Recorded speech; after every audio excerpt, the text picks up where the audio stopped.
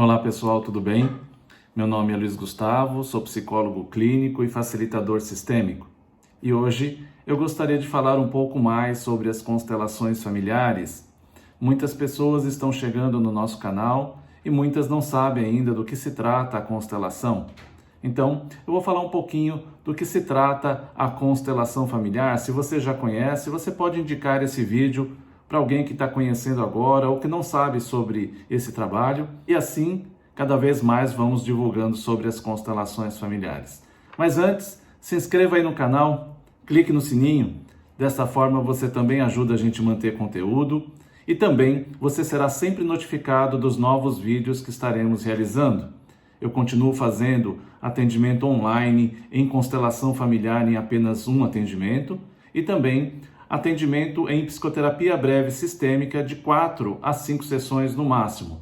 As informações você encontra no nosso site www.dbvida.com.br e também no meu WhatsApp que está aí embaixo.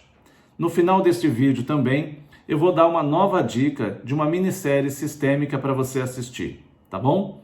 Então vamos lá. Do que se trata as constelações familiares? A constelação familiar foi observada pelo terapeuta e filósofo alemão Bert Hellinger. Bert Hellinger faleceu no ano passado, em setembro do ano passado, com 93 anos de idade. Então, o que Bert Hellinger observou? Veja, ele observou que dentro das famílias e das relações familiares e das relações sociais, existem algumas dinâmicas que se repetem. No início, ele chamou de leis do amor, mas depois ele passou a chamar de leis naturais, porque ele observou que em todos os continentes, em todas as famílias, em todos os lugares que ele ia no mundo, esses padrões se repetiam. Então, ele chamou de leis naturais. Da mesma forma que existem leis naturais que Isaac Newton descobriu, por exemplo, a lei da gravidade, que a lei da gravidade segue simplesmente o padrão dela. Então a lei da gravidade atrai os corpos para o centro da Terra, independente do que a gente acha ou não da lei da gravidade. Se você concorda ou não concorda com a lei da gravidade, ela continua a mesma, seguindo o mesmo princípio. Leis naturais não fazem julgamento moral. Se é uma criança que está caindo de uma janela de um apartamento, se é um adulto, se é uma pessoa boa ou má, se é um assassino ou uma vítima, se é um padre ou uma prostituta, isso não faz diferença para a lei da gravidade. Ela não vai fazer diferenciação. Essas leis naturais que o Hellinger observou têm o mesmo princípio. Elas são o que elas são e não tem nenhum julgamento moral a respeito delas. Então a primeira lei que ele observou, ele chamou de lei do pertencimento. Diz que em todas as famílias existe uma consciência de grupo. Essa consciência de grupo é inconsciente para nós, mas ela existe. Nessa consciência de grupo existem todas as informações da nossa família, de agora até os nossos antepassados. E essa consciência de grupo não permite exclusões, nem esquecimento de alguém que pertence dentro do grupo. Se isso ocorrer, vai haver uma compensação para essa exclusão. Como é que se dá essa compensação? Normalmente, um descendente, uma criança que vem depois dentro da família, fica vinculada no nível do inconsciente a aquele que foi esquecido ou excluído. E essa criança fica presa no destino desse excluído. Então ela não fica livre para viver o próprio destino e começa a viver o destino do excluído. A criança começa a fazer coisas que o excluído fazia, ela começa a ter um destino muito parecido. Isso só vai acabar quando esse excluído ou esquecido for incluído novamente dentro do sistema. Quando isso ocorre, não há mais necessidade desta compensação no grupo, e aí a criança, o descendente, fica livre para viver o próprio destino. Enquanto isso não ocorre, o descendente não fica livre. E isso muitas vezes se perpetua por várias gerações dentro da família. Quem pertence à nossa família? Por laços de sangue. Meu pai, minha mãe, meus irmãos, meio-irmãos, os meus tios, os meus avós, bisavós, trisavós, tataravós, pentavós e todos os nossos antepassados pertencem por laços de sangue.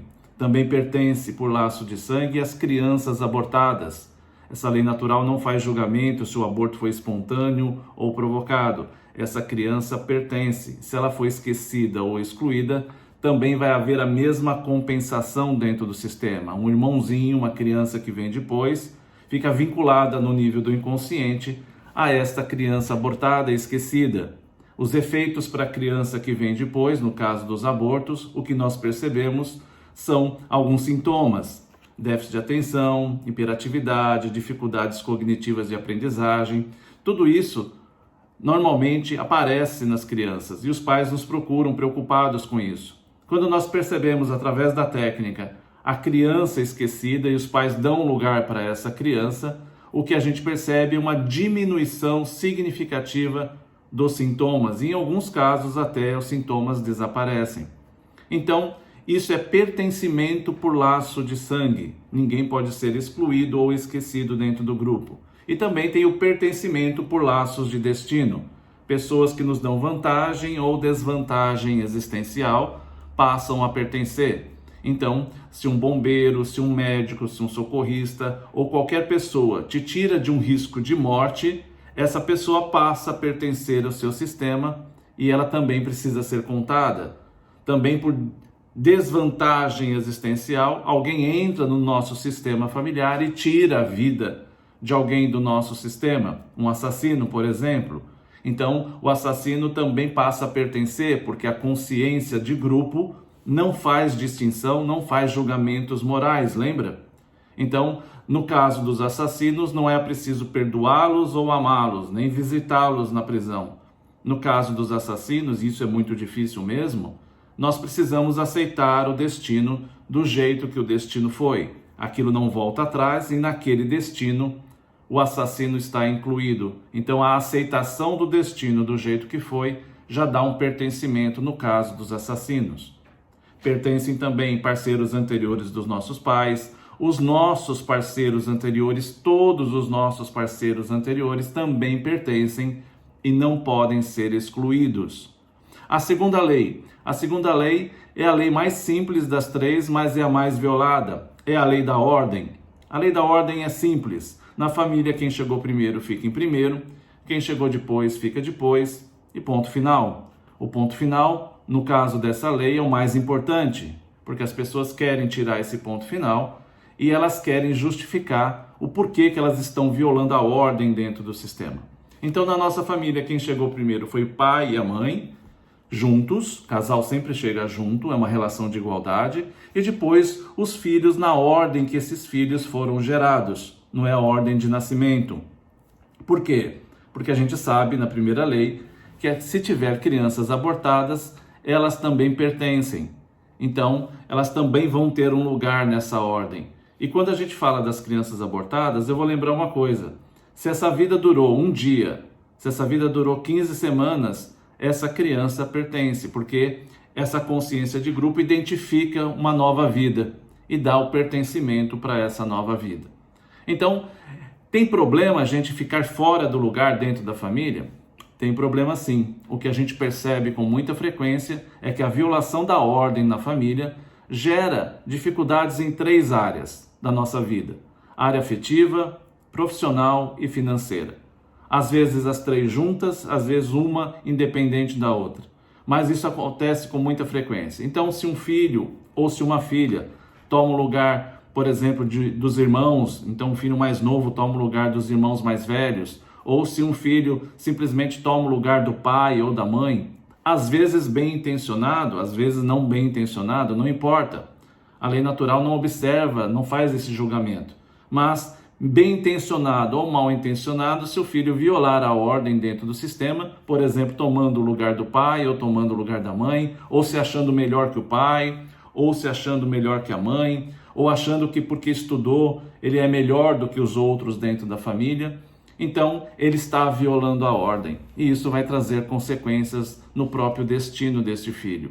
Então, a segunda lei é: você precisa ficar no seu lugar para que você não viole a ordem. Isso muitas vezes é difícil para as pessoas, porque muitas vezes as pessoas estão cheias de boas intenções, querendo ajudar os outros e, sem perceber, elas violam a ordem. Isso vai gerar consequência. A terceira lei é a lei do equilíbrio. Essa lei atua nas nossas relações fora da família. Por exemplo, na relação de casal, na relação com os amigos e na relação também com os colegas de trabalho. E essa lei de equilíbrio, por exemplo, na relação de casal, diz que se houver uma troca equilibrada naquilo que é bom e naquilo que fere, essa relação tem uma chance de dar certo. Então ela se equilibra. Se essa troca não for equilibrada, se um der mais e o outro receber menos, né, se essa troca do dar e do receber for afetada, essa relação já corre risco. Porque uma relação a dois, para se manter, precisa ter equilíbrio nas trocas, como a gente disse no último vídeo. Então são 3 leis naturais. Se elas forem violadas, alguma área da sua vida vai ser afetada. Então, a partir de agora, o que você tem é validar essas leis na sua história. Não acredite nisso que nós estamos falando aqui. Então, valide. Então, observe na sua história, na sua família de origem. Observe na sua história, na sua família atual, nas suas realizações ou não realizações, aonde provavelmente pode estar ocorrendo violações. E a partir daí, a constelação ajuda bastante também. Que caminho a gente deve ter para não violar mais essas leis e realmente começar a buscar um caminho mais leve na vida e mais de realizações. Então, a partir dessas observações da existência dessas leis naturais, o Hellinger desenvolveu um método conhecido no Brasil como constelação familiar. O termo correto seria representações, a tradução correta seria representações familiares. Mas, como o primeiro livro teve a tradução de constelação familiar, que veio do inglês, isso gera algumas confusões aqui no Brasil e se mistura constelação com outras correntes de ajuda. Nada contra outras correntes de ajuda, mas quando se mistura constelação com esoterismo e com outras formas de ajuda, isso gera muitas confusões. Então, Bert Hellinger desenvolveu a representação familiar, que é a disposição de pessoas que não conhecem o cliente para representar a família do cliente. E a partir das percepções físicas que esses representantes têm e a movimentação que eles fazem, o facilitador, o constelador, já começa a perceber o que está atuando neste campo, quais são os emaranhados e as repetições de destinos neste campo. E muitas vezes se mostra para o cliente qual é o caminho de solução. Na maior parte das vezes existem caminhos de solução e a partir dessa observação, desses caminhos, desta imagem, o cliente pode fazer um movimento interno para buscar as soluções. Não tem mágica, não tem pó de pirlim-pim-pim. Muitas pessoas estão vendendo constelação como algo mágico. Faça a constelação e resolva os seus problemas. Mentira, isso não atua desta forma. Se o cliente não fizer a parte dele, e a parte dele é a mais importante, é a mudança de postura interior, a mudança de conduta, isso nada vai fazer de diferença na vida dele. Então, somente fazer a constelação, eu preciso fazer a constelação e eu resolvo o meu problema? Não, não resolve. A constelação vai mostrar uma imagem importante do inconsciente do seu sistema e a partir dessa imagem vai surgir um caminho de solução. Se o cliente não seguir esse caminho, nada vai mudar, nada vai acontecer. Então, a gente tem que desmistificar a ideia mágica que estão dando para as constelações. É um método que ajuda, é um método de ajuda fantástico, não é a última bolacha do pacote, tem outras formas de ajuda também, mas ela vem ajudando pessoas de uma forma muito importante no mundo inteiro. Muitas pessoas também ficam questionando se tem a ver com religião, se tem a ver com alguma... Não tem nada a ver com religião, gente. Constelação não se mistura com religião. O fenômeno das representações e das pessoas que estão representando a família de uma outra pessoa sentir coisas parecidas não tem nada de místico, tá? Então isso já acontecia lá em Moreno, o pai do psicodrama, ele usava algo muito parecido como representações. Virginia Satir, uma terapeuta fantástica de família americana, usava também as representações. Então se trata de uma técnica, de um método terapêutico e não tem nada de místico ou nada de religioso. É importante que a gente fale isso porque muitas pessoas também se afastam da constelação por acharem que ela tem a ver com alguma religião, espiritismo ou algo assim. Não tem relação nenhuma com nenhuma religião. Trata-se de um método terapêutico desenvolvido por um terapeuta e filósofo alemão chamado Bert Hellinger. A constelação familiar pode ser feita em grupo, que é o mais comum, era assim que Bert Hellinger trabalhava, e também existe a vertente do atendimento individual no consultório, no atendimento individual, ou também o atendimento online com bonecos. O terapeuta Jacob Schneider, que é um aluno de Bert Hellinger, desenvolveu um método que usa bonecos, Playmobil, e tem praticamente o mesmo efeito que as constelações presenciais em grupo. Mas essas duas formas, são as formas tradicionais da constelação em grupo. Em grupo é riquíssima de percepções, não tem o que substitua essas percepções riquíssimas que o cliente tem num trabalho de grupo, mas em função, por exemplo, desse momento que nós vivemos de pandemia, a constelação familiar online com bonecos está sendo muito útil para muitas pessoas, dando novas percepções para que as pessoas possam buscar soluções para as suas questões. Então era isso que eu queria trazer, muita gente nova está chegando, eu queria trazer um pouco do que significa, existe muita confusão, existe muita distorção da constelação familiar, e eu gostaria de trazer esse esclarecimento para aqueles que estão chegando saberem um pouco mais do que se refere às constelações familiares, tá bom? Era isso que eu queria trazer. Aproveitando, a indicação é de uma minissérie que está na Netflix, O Gambito da Rainha. O nome parece meio estranho, mas na verdade se refere a uma jogada do xadrez. É uma minissérie na Netflix, eu acho que ela tem 7 ou 8 capítulos, se não me engano. E se você observar isso que eu falei, as 3 leis, observe essas 3 leis e assista essa minissérie para você ver onde essas leis estão sendo afetadas e o efeito que tem para a personagem principal. Então, era isso que eu queria trazer. Esse é o nosso último vídeo do ano. Gratidão a todos aqueles que nos acompanharam o ano inteiro, neste ano de 2020, um ano de pandemia, Então, gratidão a todos que se inscreveram, que nos acompanham, e aguardem aí que no começo de janeiro já estaremos de volta com novos vídeos. Façam suas perguntas pelo YouTube. Na medida que essas perguntas forem chegando, a gente vai criando novos vídeos e respondendo para vocês, tá bom? Um grande abraço, boas festas para vocês e um ótimo ano para todos nós. Tchau, tchau.